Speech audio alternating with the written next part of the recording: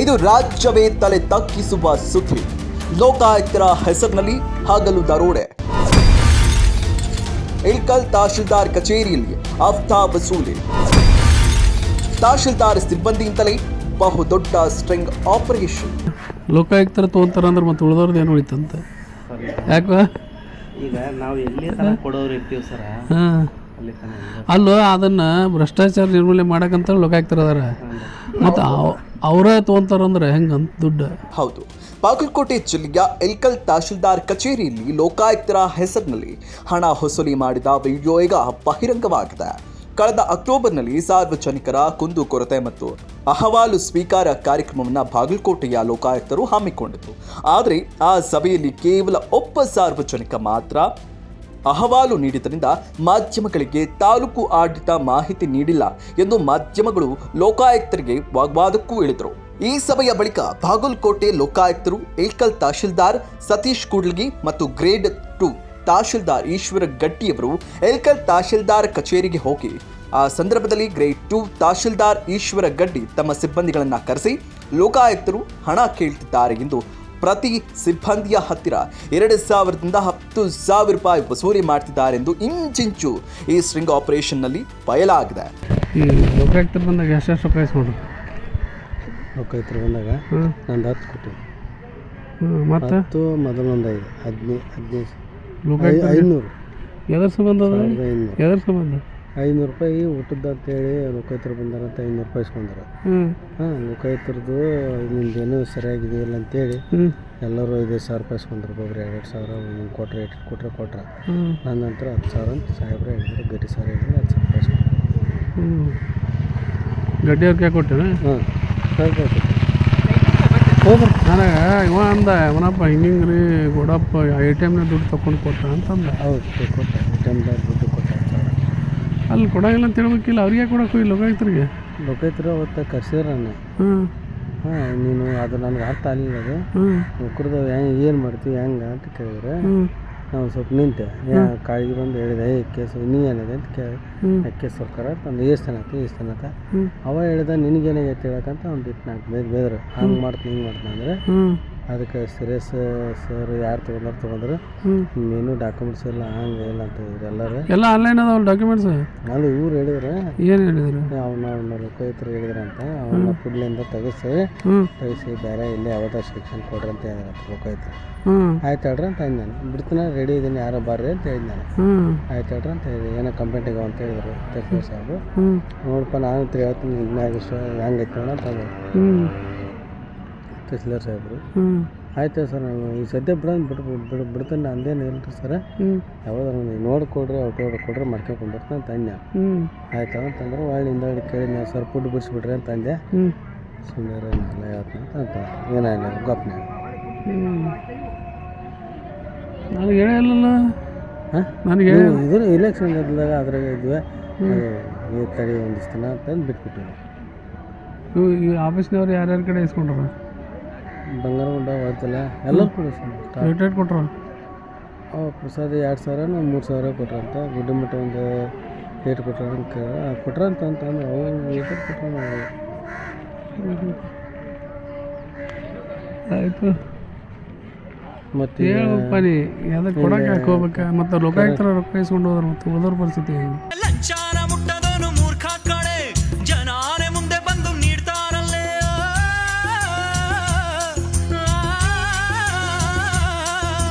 ಜನನ ಮರಣದಲ್ಲಿ ಬದುಕ ಹಾದಿಯಲ್ಲಿ ಹೆಗಲು ತಬ್ಬೈತೆ ಲಂಚ. ಹಣದ ಝಣದಿ ಜಗದ ಕಣದಿ ತುಂಬಿ ತುಳುಕೈತೆ ಲಂಚ. ಸಾರ್ವಜನಿಕರಿಂದ ಹಣ ವಸೂಲಿ ಮಾಡೋಣ ಎಂದ ಸಿಬ್ಬಂದಿ ಭ್ರಷ್ಟಾಚಾರಿಗಳನ್ನ ಹಿಡಿದು ಹೆಡೆಮುರಿ ಕಟ್ಟಬೇಕಾದಂತಹ ಲೋಕಾಯುಕ್ತರೇ ಹಣ ಕೇಳಿದರೆ ಹೇಗೆ ಎಂದು ಪ್ರಶ್ನಿಸಿದಾಗ ಸಾರ್ವಜನಿಕರಿಂದ ಹಣ ವಸೂಲಿ ಮಾಡಿ ಹಣ ನೀಡಬೇಕು ಎಂದು ಸಿಬ್ಬಂದಿಗಳು ಉತ್ತರಿಸಿದ್ದಾರೆ. ಇವು ಗೌಡಪ್ಪ ಮಾತಾಡ್ಸಿದ್ದು ಈಗ ನೀ ಹೇಳಿದಲ್ಲ ಲೋಕಾಯುಕ್ತರದ್ದು 10 ಕೊಡೋಣಂತವ. ಇವ್ರದ್ದೇನು 2,000 3,000 ಸೌದಾಗರ ಬಾಯಿ ಗುಡಿ ಮಾಡಿ ಬಾಯಿದೆ 10,000 ಅಂದ್ರೆ ಲೆಕ್ಕದು. ಒಂದು ಟೋಟಲ್ ಒಂದು 50,000 ಕೊಟ್ರಣ್ಣ. ಎಲ್ಲ ಕೂಡಿ ಇವ್ರಿಗೆ ಹಾಕಿ ಕೊಟ್ರು ಸಾಹೇಬ್. ಅದು ಪಾಪ ಅವನ್ನ ಗೌಡಪ್ಪನ ಏನೋ ಹೊಟ್ರಲ್ಲ ಅವರು, ಅದೇನು ರೊಕ್ಕ ಕೇಳೋವಲ್ಲ ಏನಲ್ಲ ಅವ.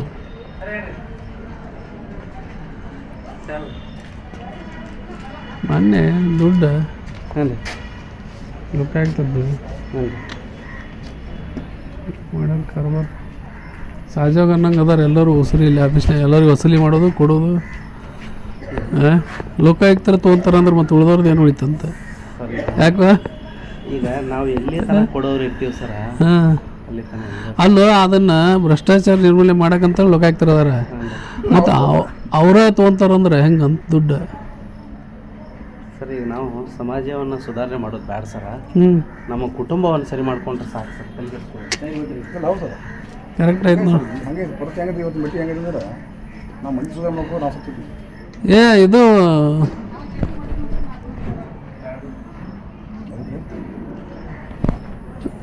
ಹಂಗೆ ಒಂದು ವಿಚಾರ ಮಾಡಿದ್ವಿ.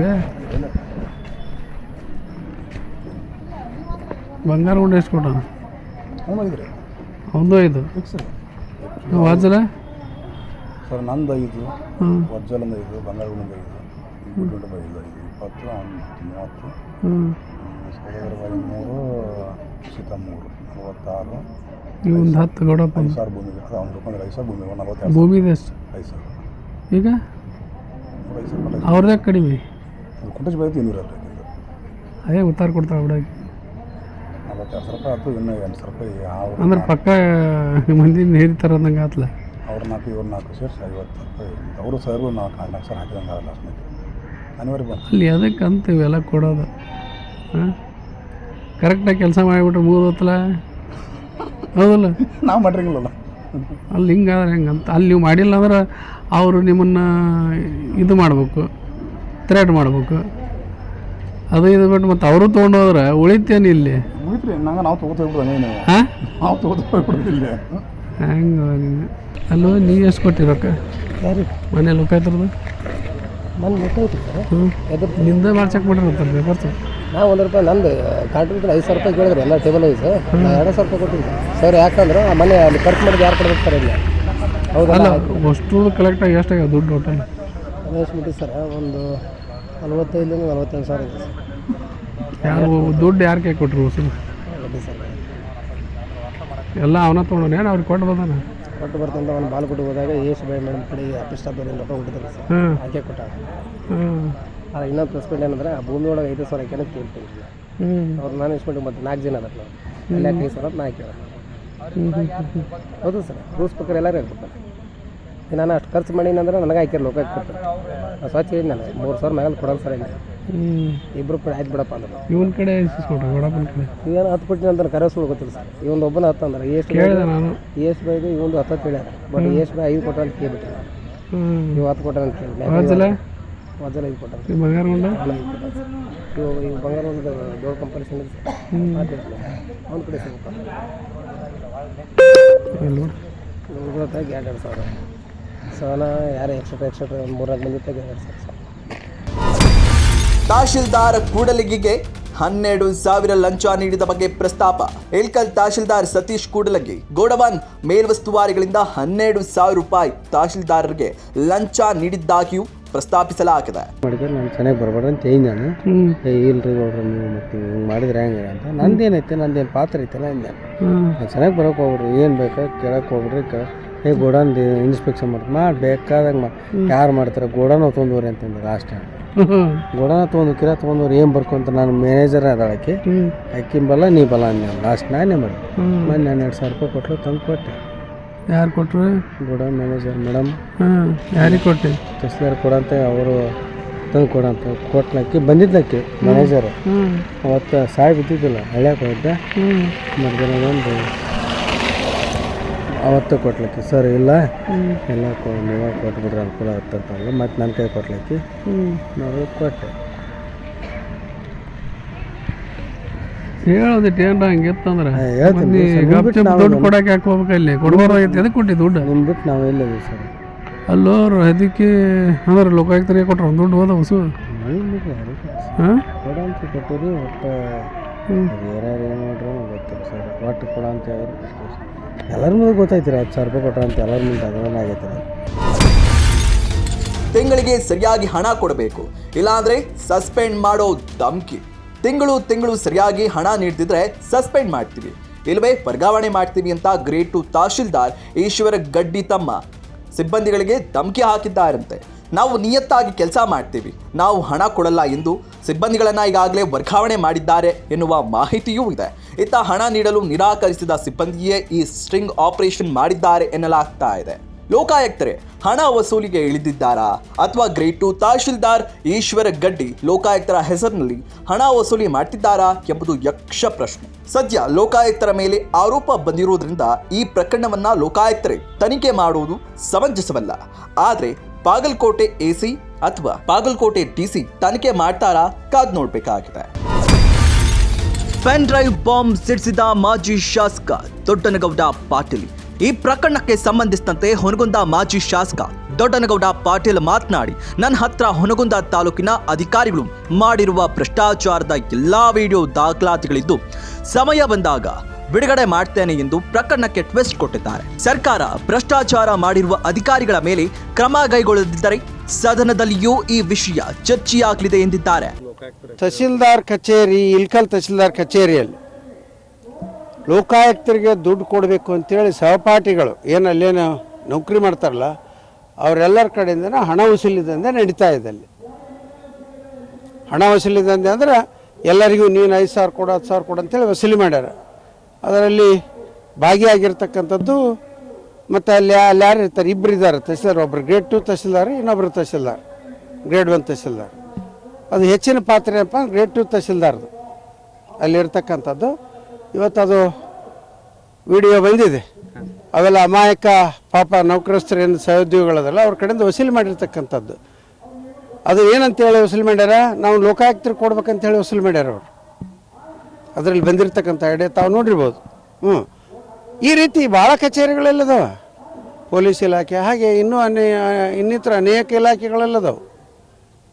ಲೋಕಾಯುಕ್ತರ ಹೆಸರನ್ನು ದುರ್ಬಳಕೆ ಮಾಡ್ಕೊಂಡು ಈ ರೀತಿ ಮಾಡ್ತಾರೆ. ಅವರು ವಸೂಲಿ ಮಾಡ್ಯಾರ, ಅವ್ರ ಮುಂದೆ ಅವ್ರೇನು ಲೋಕಾಯುಕ್ತ ಕೊಟ್ಟರೆ ಬಿಟ್ರೆ ನಮಗೇನು ಗೊತ್ತು, ನಮ್ಗೆ ಗೊತ್ತಿಲ್ಲ. ನಾನು ಸುಮ್ಮನೆ ಸುಳ್ಳು ಆಪಾದನೆ ಮಾಡೋಕ್ಕೆ ರೆಡಿ ಇಲ್ಲ. ಆದರೆ ತನಿಖೆ ಆಗಲಿ. ಈಗಂತೂ ಅವರು ವಸೂಲಿ ಮಾಡಿದ್ದಾರೆ, ಹೇಳಿದ್ದಾರೆ ಪಾಪ ಯಾರ್ಯಾರು ಎಷ್ಟು ಕೊಟ್ಟಿದ್ವಿ, 5,000 ಕೊಟ್ಟವ್ರು ಅದಾರ, 2,000 ಕೊಟ್ಟವ್ರು ಅದಾರ, 10,000 ಕೊಟ್ಟವ್ರು ಅದಾರ. ವಸೂಲಿ ಮಾಡಿರಲ್ಲ, ಏನಂತ ಹೇಳ್ಯಾರ, ಲೋಕಾಯುಕ್ತರಿಗೆ ಕೊಡ್ಬೇಕಂತ ವಸೂಲಿ ಮಾಡ್ಯಾರ. ಅಂದ್ರೆ ಅರ್ಥ ಏನು? ಇದು ಭಾಳ ಇಲಾಖೆಯಲ್ಲೇ ಐತಿ, ಪೊಲೀಸ್ ಇಲಾಖೆ, ಇನ್ನಿತರ ಇಲಾಖೆ ಎಲ್ಲ ಕಡೆನೂ ಐತಿ. ಆದರೆ ಇದಕ್ಕೊಂದು ಸೂಕ್ತ ತನಿಖೆ ಆಗಬೇಕು. ಈಗಂತೂ ಒಂದು ತಿಂಗಳದ್ದು ವಸೂಲಿ ಏನೋ ಮೊನ್ನೆ ಈಗ ಕಳೆದ ಒಂದು ವಾರದಿಂದನೇ ನನಗೆ ಬಂದಿದ್ದು ಮಾಹಿತಿ ಬಂದಿದ್ದು.